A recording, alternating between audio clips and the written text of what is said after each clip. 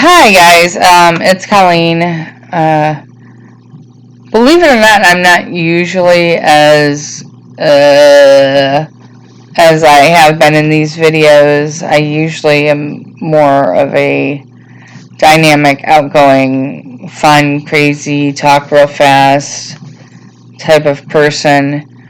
However, with the holidays, with all kinds of health issues, with my 97-year-old grandmother, with issues that my friends have had,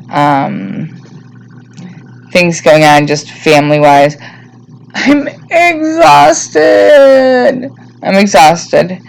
And with the Ehlers-Danlos syndrome, and that's why I'm bringing it up, is it takes us a long time to recover. Everybody's heard of chronic fatigue syndrome. Ehlers-Danlos sort of has that. They also have, well, with the Ehlers-Danlos, sometimes they call it ME. I forget what the ME stands for, but basically you're just so tired you can't move, you can't walk, you can't do anything. I did the Cleveland Clinic Pain Rehabilitation Center, and they tried to teach me how to pace myself. Tell me, guys, how do you pace yourself when everything crashes down around you, and then you have to squeeze the holidays in there? You have to squeeze in birthdays, and, how do you do it? You got suggestions? Give me some comments. Let me know. Unfortunately, I suck at pacing myself. So the last week, because I had been doing so much for 6 or 7 weeks prior to, and I'd had 3 surgeries since August, the last week or so, my mind is fried.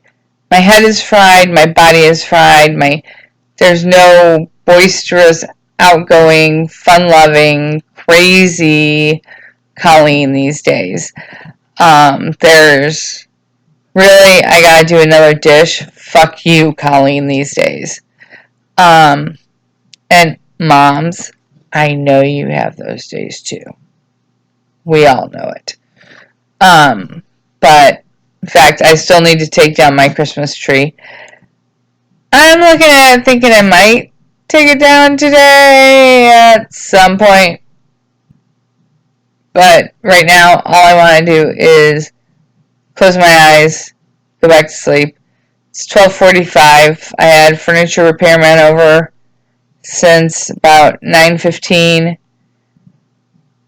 The dogs made a mess and got into a bunch of stuff and decided to eat some black cohosh this morning, an herb for hot flashes and menopause that I'm on because I went into premature menopause.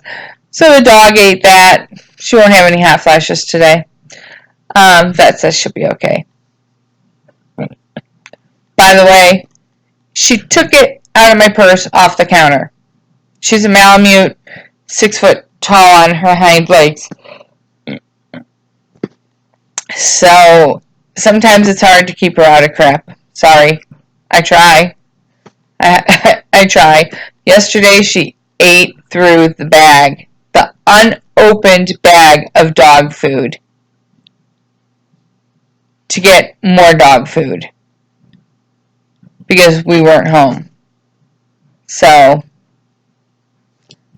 she's got some separation anxiety and she's acting out, and I'm not loving the acting out portion. Anyhow, yeah, the energy right now, I'm having trouble just keeping the dishes done, keeping the laundry done, keeping the crap picked up after the dogs and the kids, vacuuming. And then yesterday, me and my best friend went to 6 different places looking for stuff to help with my niece's wedding that's coming up in May. that we're all very excited about. Somehow, my niece has always been family to my best friends from high school. So, that's pretty special. And we're excited about that. And so, we're trying to find things to help her out for her decorations and stuff. And so 6 different places,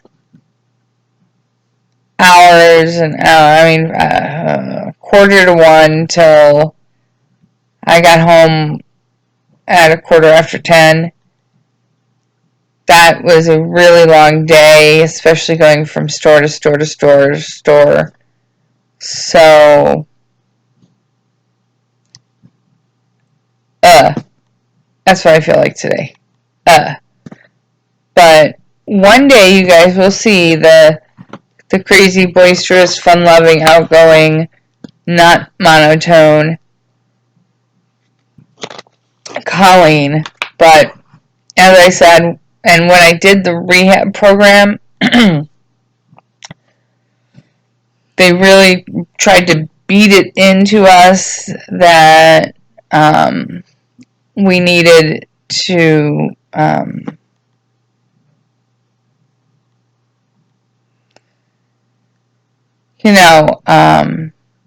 limit ourselves. Do this much this day, and this much this day, and this much this day. Don't try to do everything at once. I'm not good at that to begin with. I want to get everything done ASAP and be done with it. And then, you do the little bit you're supposed to do, and then you recover. Well, recovery for me takes forever. Unlike a normal person who might recover from a long day in a day or two, my body doesn't recover. What people don't realize is when your glue, collagen is okay, so with EDS, it is bad collagen, okay? Our connective tissue is bad because the collagen, the glue that's supposed to hold it all together, doesn't work. Our super glue is no good. And so, with our super glue being no good, all that stuff is wiggly wobbly, and it doesn't want to stay together, and so our bodies have to work twice as hard, at the bare minimum, they said, to just stand up the same way a normal person does. And so that is why the chronic fatigue and the ME comes in to play, and it usually comes in pretty early in life with us connective tissue people. And the exhaustion is something that you have that so many people cannot even understand. Like, there are times where I am too tired to breathe. Like, I feel like I would rather just stop breathing than have to breathe because I am that tired. And for me to recover from that takes so much. I just wanted to talk about the energy aspect and the chronic fatigue. Right now, I am having horrific insomnia, but I'm tired. I'm tired, but I can't sleep. Why can't I sleep? I don't know. I'm tired. I should be able to sleep, but I can't.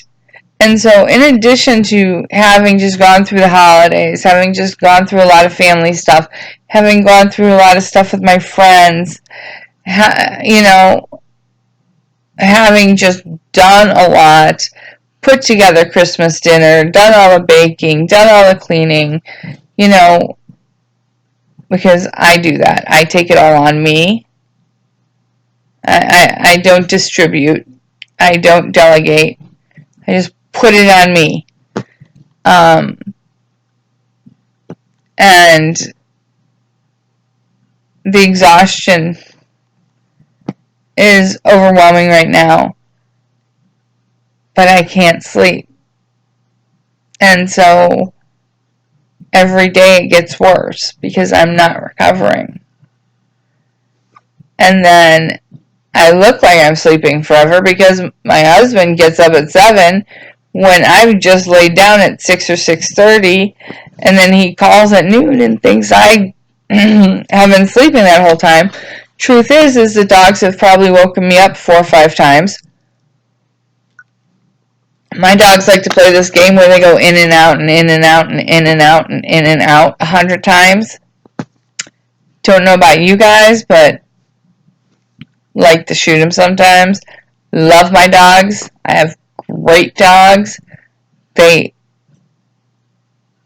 Second to my husband and kids, my dogs are my world. But when they decide that it's time to go in and out and in and out and play this stupid game constantly, I just want to kick them in the butts. Anyways, especially when I'm trying to sleep, because then it just wakes me up. Anyhow, but yeah, so I'm not recovering. I'm having a horrible time trying to recover. And all I want to do is go to sleep. And then, but I've got life and doctor's appointments, and for Christ's sakes, I don't know if you can see this. I don't know if you can read it. That is all just January. Okay? I gave myself the first 2 weeks of January to kind of recover from the holidays. And then that's all doctor's appointments. No joke. The one appointment is for the dogs. But the rest are my doctor's appointments. Crazy, right? And that's my typical calendar month. Except for, again, GI tract doesn't work, pushes air up, causes me to burp. I'm sorry, excuse me, I know it's rude. I hate it. I have no control over it. I apologize. But the only difference between this calendar and my typical calendar is that even the first 2 weeks of my normal calendar is 3 to 4 appointments a week.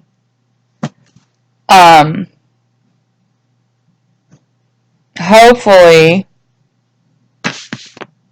by next Tuesday, when it starts back to my normal type life, I will have recovered to some point. Hopefully. Anyways, that's about the fatigue stuff. I mean, when you feel like you literally can't move because you're too tired, and I don't mean I was out partying, got hangover tired. I am talking, you feel like you're wearing a suit of concrete and your body aches tired. Does that make sense? And your brain is just this dense, like London fog that won't clear. Tired. And caffeine doesn't work. Because of my narcolepsy, I've been on Adderall and Nuvigil and Provigil and multiple other things. None of them touched it. Nothing. Nothing. L-carnitine makes me feel somewhat better. My neurologist put me on that, but yeah, I have to take really, really, really high doses of it for it to work. And it's expensive. And it can upset your stomach. So when things get really bad, I do try to take that. I've been, trying these, I don't know, sport recovery drinks. They've got a little bit of caffeine in them. They're helping a little bit, but the thing is they only help for a day or two and then forget it again. You know what I mean?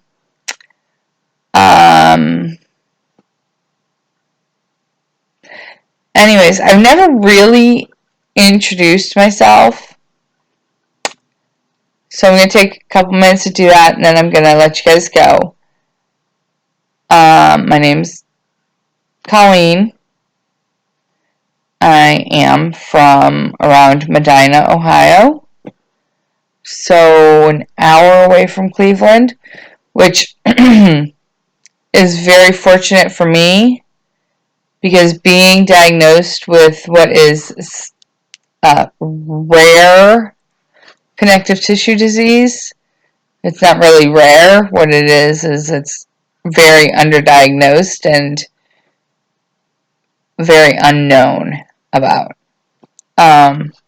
It's very fortunate for me to live near the Cleveland Clinic because they have many of the specialists I need, and those specialists, I've been lucky, have been fairly educated on Ehlers Danlos syndrome. So that's a good thing. I don't know. I'm a associate RN. I got my license in 1999, and I've been on disability now since September of 2015. The hardest thing I ever did in my life was have to go on disability. Broke my heart, destroyed me, made me cry, made me feel worthless and useless, but the judge that heard my case was very realistic in the fact that, within 3 years I'd had 12 surgeries. And she looked at my calendar and she's like, you've got 15 doctor's appointments scheduled for this month alone. How can you do that and work? And then she's like, and tell me about your pain and, tell me about your daily, what you can do daily. And, she's very realistic in the fact that I can't just, nobody's going to give me a job when I tell them, hey, I'll probably have 10 surgeries this year. I need to have these 15 days off this month because that's when I have my doctor's appointments. She's like, there's no way somebody's going to pay you RN wages to go out there and never show up. She's like, and then when you're sick or you're not feeling well, it's obvious that you're not going to be able to go. So after 3 years, the judge took about 10 minutes to be like, yeah, it doesn't make sense to try to make you work. Because there's a lot of stuff you can't do, and you're never going to find a job to make the money that you make as an RN. With the limitations that you have, because I can't lift a lot because my pelvic floor is so destroyed, and that puts so much pressure on my pelvic floor and my neck and, lovely stuff. So, I'm an RN on disability. I have two fantastic boys. They are teenagers, and the second one is still going through that I'm an asshole syndrome phase of being a teenager. But he's really a fantastic kid. The oldest one is 20, and I could not be prouder of him at all. Could not be prouder. He works his butt off. He graduated with, academic awards and academic letters, and he could have got scholarships, but he refused to apply because he didn't want to go to college. He's more of a technical, hands-on guy, but he works his butt off and he does a great job. And he's almost 20. He'll be 20 here in February. I have a 120-pound 5-year-old Malamute. I have a almost 2-year-old Black Lab, and I have a 7-month-old Golden Retriever puppy. They keep me busy. They keep me happy. They really do help. I've been married for 20 plus years. Been with my husband for 26. Our first date was my senior prom in 1993. Let's see. I've said my mother passed away in August of 2012 of a rare neuromuscular disease. I spent most of my nursing career working at Akron Children's Hospital in downtown Akron on the adolescent unit. I did do geriatrics for a couple years prior to that, and it made me want to shoot myself in the head. It was not for me. I came home every day destroyed and crying. My grandmother is still kicking. Only major thing wrong with her is she has TIAs, and so she has short-term memory loss and dementia. Other than that, she's mostly physically healthy. She's got some malnutrition. She forgets to eat. But my aunt lives with her, and she's 97 on the 12th of January. Like I said, I was diagnosed after years and years and years and years of issues. I can't say years enough. I was diagnosed at the age of 41 with Ehlers Danlos syndrome. My blood work showed that it is likely vascular. I have 3 mutations on 3 different genes. All 3 of the genes that the mutations are on have been linked to vascular type EDS. However, they're such rare mutations. At this point, they're considered variants of unknown significance. Apparently, though, the genetics company has said that at least one of them has been seen often enough that soon they should be able to use it diagnostically to say it's vascular type.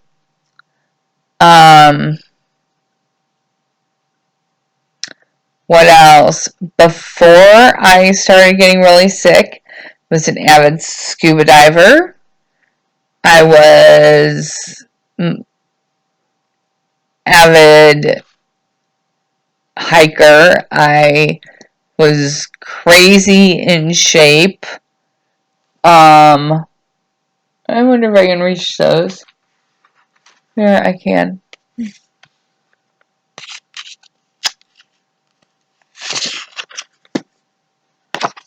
Can you see that really well? yeah, that was me. On my wedding day, before I started getting sick. Well, before I started getting really sick. And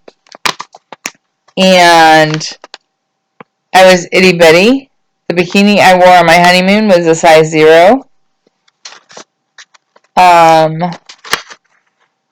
So, yeah, I very, very, very OCD about working out. Very OCD about eating. I mean, outrageously. So, here, look at this. This is my little, well, this is my little one, but he's 17 now. Not so little. Don't tell him I put that I showed you that picture, okay, guys? Don't tell him. This is me and my niece who's getting married this year. I just think that she looks so pretty. She's still a very, very, very pretty lady. This is me and my hubby when we still liked each other. And if you've been married for 20 plus years, you know what that means. Anyways, so that's just some stuff to get to know me. I'm a science brain. So literally every day at work, I would sit there and be like, hey, you got something cool up on that scan? Show me that x-ray. Show me where the break is. I want to learn this. Oh, tell me what these labs equate to. You know? So I've done that with the EDS. And number one, I have to know what's going on with me. I have to understand it. Not only because of my OCD, but because I'm a nurse and I'm a science brain, and I've got to have it in there. Especially since so many people don't know anything about it, and so many people,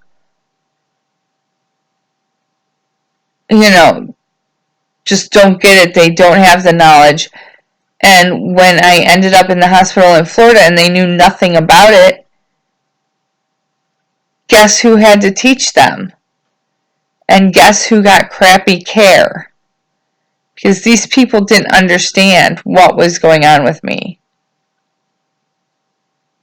I'm a nerd. I am. I'm a fun-loving nerd. But I'm a nerd nonetheless. And I'm a goofball. And easy to mess with, But I wanted to kind of let you guys know who I am. What I am, what I'm about. What I'm about, I am a mama bear. I am a aunt who will kick anybody's ass for my niece and nephews. I am a wife who will kill myself to do whatever I can. I am a nurse who will jump through hoops to make you feel better. I am a fur mama who will hurt you if you hurt my babies. And I am a frickin' nerd. And that is me. I'm a goofball. And I can't tell a joke worth a damn. Alright? That's me. And I'm tired as hell. Oh, and by the way, I truly believe the statistics that say people who swear are 90% more honest than people who don't. So you're going to notice I swear a lot. I got a bad mouth. And my favorite word is the F word.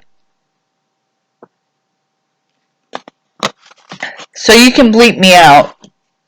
If I knew how to bleep me out, I'd bleep me out for you. But, alright. Hey guys, have a great day. I hope your new year is going better than last year, because kind of from what I hear, 2019 was a bad year for a lot of people. I know it was for a lot of my friends and a lot of my family. Have a great day. Have a great time. Hit subscribe, hit share, send me some comments. Let me know what's going on. Ask me anything about EDS or about myself. I'll be more than happy to tell you.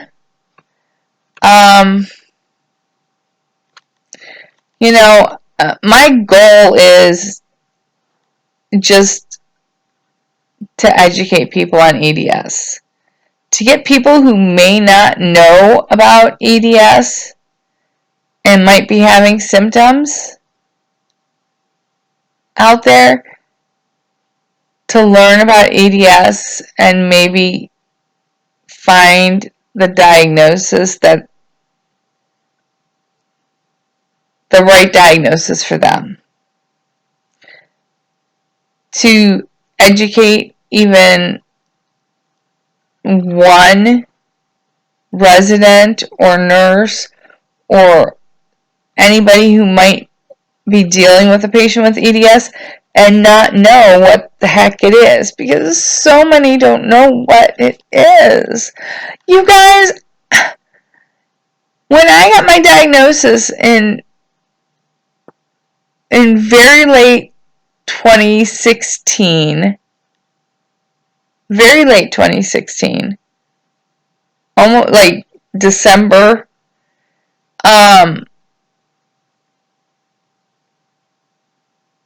I didn't know what EDS was.